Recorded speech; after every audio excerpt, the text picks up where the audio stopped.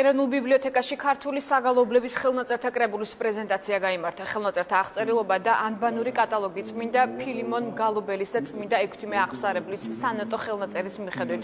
ასე ქვია კრებულს, რომლის ავტორებიც ვაჟა გვახარია, დავით მუღულიაშვილი და ნინო რაზმაძე არიან. კრებულში თითქმის სრულად არის შესული ყველა ქართული საგალობლის ხელნაწერთა აღწერილობა.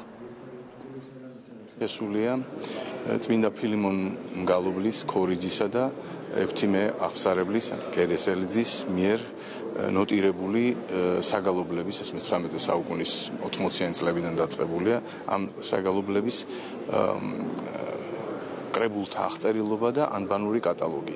ესეთი გამოცემა აქამდე ფაქტურად არ ყოფილა, თუმცა უნდა ითქვას, რომ თავად ექვთიმე კერესელიძე, წმინდა ექვთიმე იყო პირველი ინიციატორი ესეთი საძიებლის შედგენისა.